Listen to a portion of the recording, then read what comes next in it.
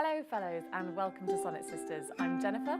And I am past Jennifer. And in this episode we're going to be analysing Shakespeare's sonnet number 26.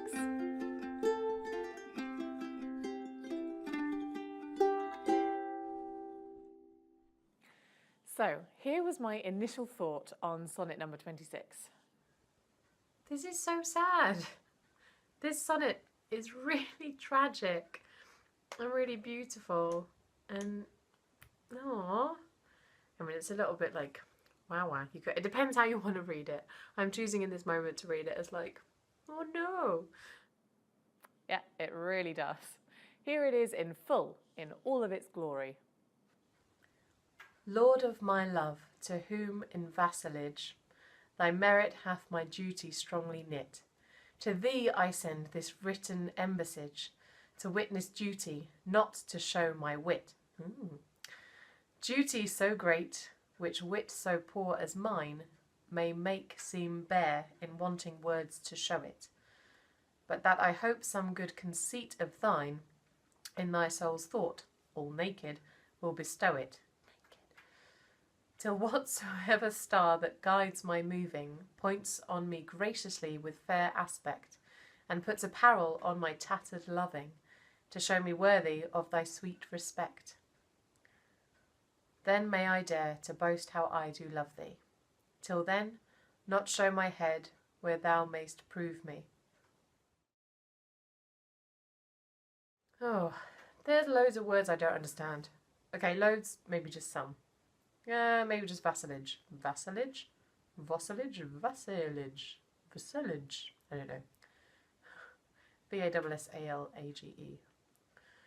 Yeah, vassalage was the main word that tripped me up there. It's a reference to the feudal system, and a vassal is someone who's kind of lower down in ranking that has some duty or obligation to people much higher up, like lords or monarchs. So in vassalage means in performing this duty that I'm obligated to perform because of my lower status. Embassage in line 3 means as an ambassador. Conceit in line 7 means a clever or imaginative idea, especially when referring to like a comparison or a metaphor. And prove in line 14 is meant here specifically to mean sort of put to the test. Now this sonnet really kicks into gear with a pretty bold opening which very much encapsulates everything that is going on here. Lord of my love, to whom in vassalage. Now, Lord is a pretty high and mighty word to use for somebody. In fact, it's sort of tantamount to godliness. You know, Jesus was the Lord of light. The wicker god is often called the Lord. The Doctor is a Time Lord. Lords are pretty important. They're pretty high up there. Boom, you are pretty high up there in terms of how I think of you. And this is very quickly followed by to whom in vassalage. So, to whom I have a duty to serve because of my lower position in society. Wow, that stings. And then the final lines of this sonnet in the rhyming couplet are thee and me.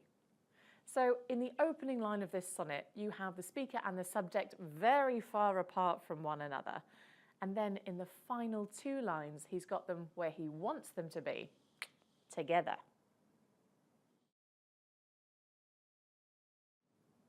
Now the word wit pops up several times in this sonnet. I bet you didn't even notice, did you? You weren't even counting. Did you look? Did you count? I bet you didn't. Well, why don't you have a little look now?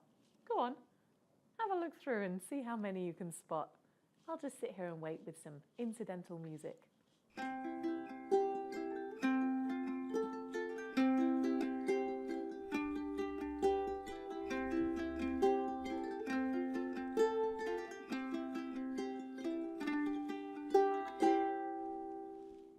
Are you done?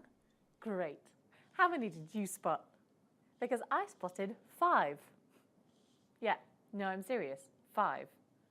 Want me to prove it? Alrighty then. Line 4, witness duty. Line 4 again, show my wit. Line 5, wit so poor as mine. Line 6, show wit And line 8, bestow wit. Yeah, he was sneaky, cheeky, squeezing them in wherever he could fit them. I really feel like he's trying to make a point here.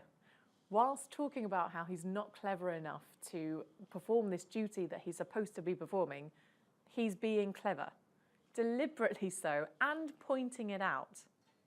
Having the words witless, wit, and then wit again so close to each other in lines 4 and 5 definitely brings attention to them and makes them stand out, as do the feminine endings in lines 6 and 8, where he's got those puns. Yep, they're feminine endings so that you notice his puns. They stick out like a sore pun. I wonder if the other guy has I wonder if the subject has said, oh, you're not even that witty. You know, the fact that he mentions this a couple of times going, my wit's not good enough. Like, oh, my crap wit. And like, don't worry, I'm not going to use my wit. It almost feels like, oh, remember that thing you said? It's like bringing something back from an argument. I wonder, it feels a little bit like that to me. It might not be, but that's kind of how it feels. That is still what I think. I feel like his wit has been mentioned in conversation at some point, and now he's kind of going, oh, you don't think I'm very witty? Or, oh, you think I'm just like trying to be clever all the time and never have a normal conversation? Oh, I'll show you wit. You want to see wit? I'll show you how witty I can be. I'll give you all the wit you can handle. Like, it really feels like he's been slighted. Now, whilst I'm on the subject of feminine endings, wit isn't the only thing that like sticks out at the end of a line. Moving in line 9 and loving in line 11 also stick out being one syllable too long. For me, this really draws attention to those two words again and highlights this idea that the speaker's love is moving away from them, sort of literally, and there is a sense of distance growing between the two of them. The final rhyming couplet also have feminine endings, and this highlights the phrases love thee and prove me, which again, to me, sort of encapsulates this whole feeling of almost victimization or like lowliness of this speaker saying like, I just love you, that's all I'm doing, but you want to test me, or society wants to test me. That's what I think anyway. So the recurring imagery in this particular sonnet is that of like officialness and duty, which is then undercut by this idea of having bad wit, this poor wit. Now, after my initial reading of this sonnet, I said, I'm not particularly sympathetic, but at the same time it's written so beautifully. And I really like the recurring imagery of the nakedness and being like, I am bare and naked, there's nothing to me. I'm ragged, I'm tattered. I don't know, there's something really beautiful about that. But we'll see when I dive into it in the analysis. Yeah, we'll see if I think it's pathetic or beautiful. I mean, sometimes there's a fine line between those things. I don't think it's either of those things now, actually. I mean, I certainly don't find it beautiful anymore, but I also don't find it pathetic, mainly because of the fact that the writing is actually very clever and somewhat playful. So now I feel like it's kind of a bit petty and definitely written in a bit of a strop.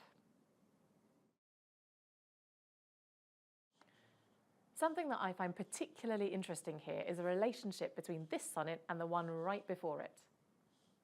Sonnet 25 mentions the speaker's lower position in society, but it has a more optimistic tone to it, suggesting that it's better to be unknown and lowly but be in love than to be famous and then fall from grace. So he really doesn't care about the fact that he is at the lower end of society. He's just in love. But in the very next sonnet, he bemoans the fact that he's not good enough for the subject because of his lowly status in society. Now, this makes me feel that something has happened in between the two. So when it comes to performance, I want to highlight that and somehow show what has happened in the interim. That's the only thing that I have right now in terms of ideas for performance of this, other than the fact that, of course, I want the speaker to be somehow lower in society than the subject.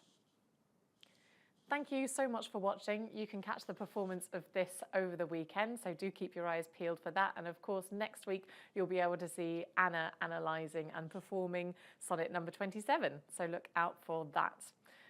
Do post your comments. Even if you want to film a sonnet yourself, send that over. We would love to see that. Come and join us on Patreon. There's loads of cool rewards over there. We'll put the link just underneath here. Go and check it out. And in the meantime, rest you merry. Very well.